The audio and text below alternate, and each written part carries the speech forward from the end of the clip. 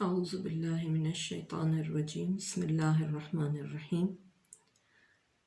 انا انزلناہ فی لیلۃ القدر وما ادراک ما لیلۃ القدر لیلۃ القدر خیر من الف شہر تنزل الملائکۃ والروح فیہا بإذن ربہم من کل امر سلام ہی حتی مطلع الفجر۔ شب قدر یا لیلۃ القدر مسلمانوں کے درمیان سال کی سب سے زیادہ فضیلت رکھنے والی رات ہے، اور قرآن و حدیث کی روشنی میں یہ رات 1000 مہینوں سے افضل اور برتر ہے۔ مسلمانوں کے مطابق اس رات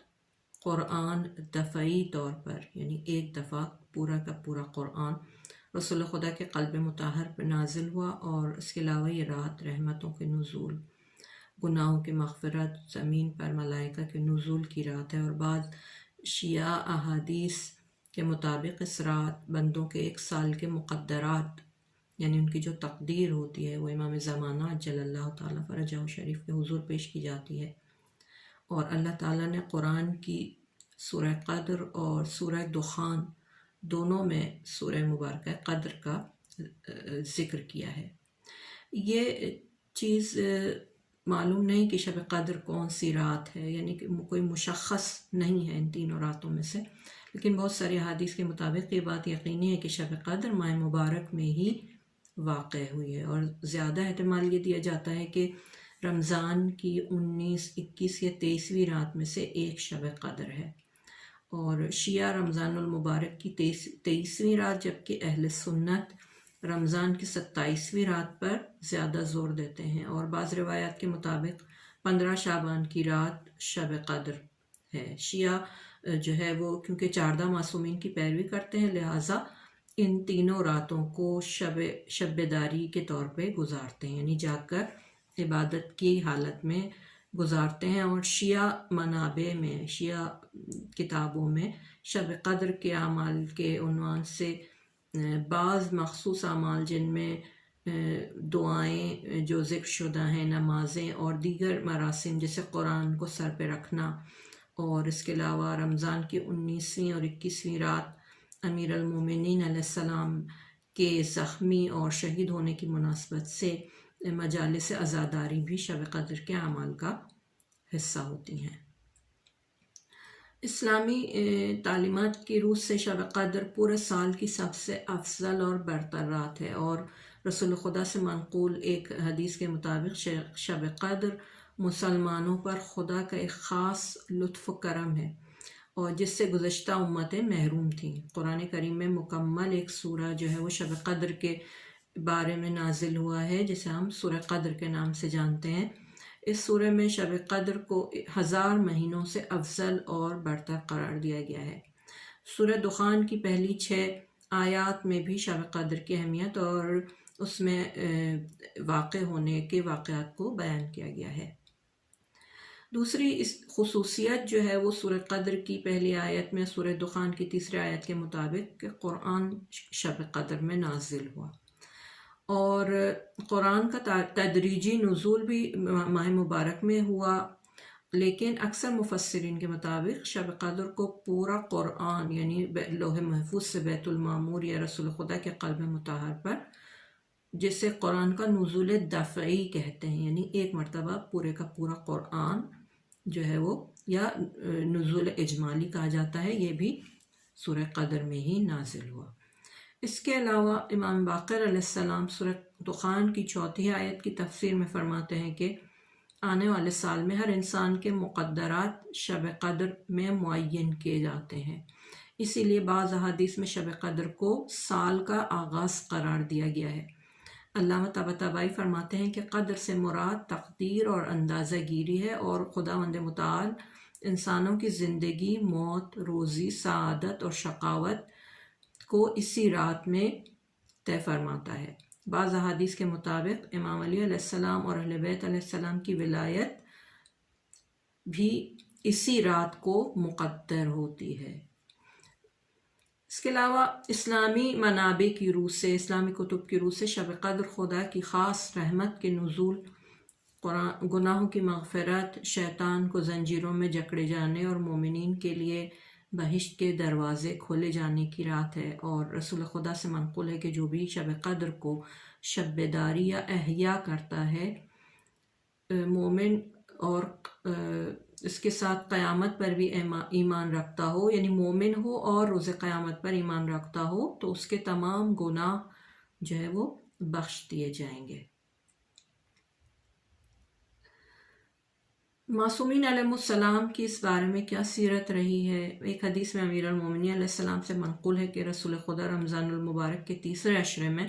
اپنا بستر جو ہے وہ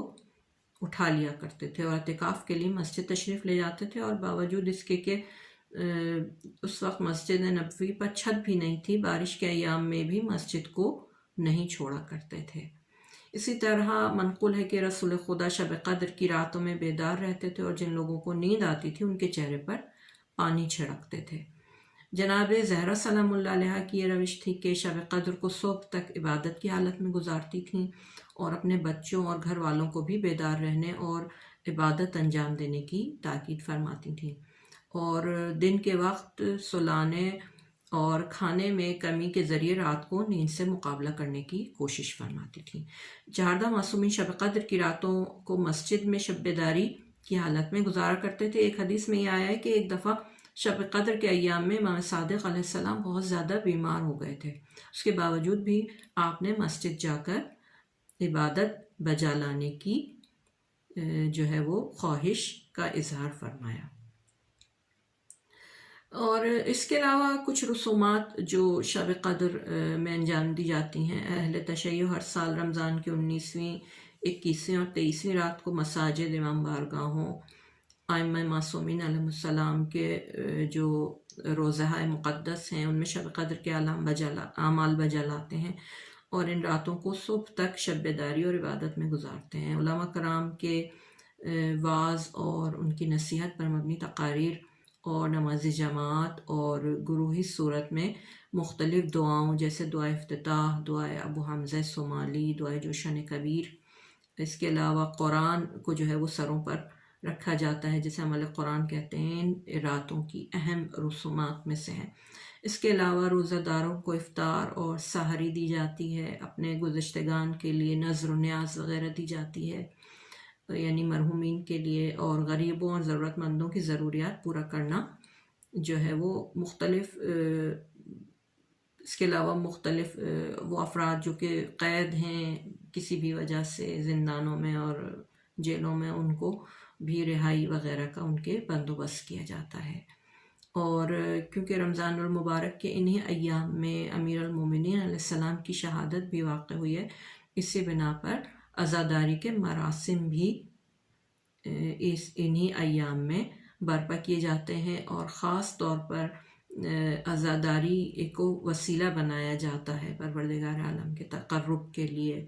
اور امیر المومنین علیہ السلام کی ذات مقدس کو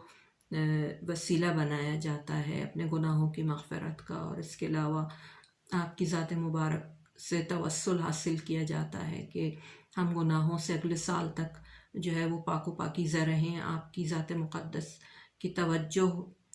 حاصل کر سکیں۔ اور خاص کر یہ رات امام زمانہ عجل اللہ تعالیٰ فرجہ شریف سے توسل کی بھی خاص رات ہے، کیونکہ جیسا کہ ہم نے بیان کیا اس رات میں تمام مقدرات جو ہیں وہ انسانوں کے وہ حجت خدا، یعنی اس وقت جو زمین پر خدا کی حجت موجود ہے ان کے حضور میں پیش کیے جاتے ہیں، تو لہٰذا یہ رات امام زمانہ عجل اللہ تعالیٰ فرجہ شریف سے توسل کی اور آپ سے آپ کی توجہ حاصل کرنے کی اور آپ کی طرف متوجہ ہونے کی ایک خاص رات ہے۔ تو لہٰذا اس شب میں کوشش کرنی چاہیے کہ امام زمانہ عجل اللہ تعالیٰ فرجہ شریف کی طرف خاص طور پہ توجہ کی جائے، اور اس رات کو درک کرنے کے لیے اہل بیت علیہ السلام کی خوشنودی حاصل کرنے کے لیے ایسے عمل انجام دیے جائیں جو کہ پروردگار عالم کی خوشنودی حاصل کرنے کا بھی سبب ہو، خاص طور پر ایسے اعمال جس میں حق الناس اگر ہماری گردن پر ہے، یعنی کسی مومن کا حق ہماری گردن پر ہے، ہم نے کسی کے ساتھ کوئی بدسلوکی کی ہے یا کسی کا حق جو ہے وہ ابھی تک نہیں دیا ہے یا صلہ رحم میں کوئی کمی کی ہے، تو کوشش کریں کہ اس رات میں ایسے اعمال انجام دیں کہ ان سب کی تلافی ہو سکے، کیونکہ پروردگار عالم اپنا حق تو معاف کر دے گا، لیکن بندوں سے متعلق جو حقوق ہیں وہ جب تک بندے معاف نہ کریں پروردگار عالم بھی معاف نہیں کرے گا۔ تو لہٰذا ان سب حقوق میں سے ایک حق ہماری گردن پر ہمارے والدین کا ہے، ہمارے بہن بھائیوں کا ہے، اس کے علاوہ ہمارے قریبی رشتہ دار جن کا حق ہم ابھی تک ادا نہ کر سکے ان کا ہے کہ اگر وہ دنیا سے چلے گئے ہیں تو ان کے لیے مغفرت کی دعا کی جائے، ان کے لیے صدقہ دیا جائے، اور اگر وہ زندہ ہیں تو زبانی طور پر اگر ہم ان کی دلجوئی کر سکتے ہیں تو دلجوئی کرنے کی کوشش کریں۔ اور خاص طور پر سب سے بڑا حق ہماری گردن پر اس رات ہمارے زمانے کے امام کا ہے۔ کوشش کی جائے کہ اس رات ایسے اعمال انجام دیے جائیں کہ ہم اپنے زمانے کے امام کا دل جو ہے وہ اس کو خوشحال کر سکیں اور انہیں خوشنود کر سکیں۔ پروردگار عالم ہم سب کو شب قدر کو درک کرنے کی توفیق عطا فرمائے۔ السلام علیکم ورحمۃ اللہ وبرکاتہ۔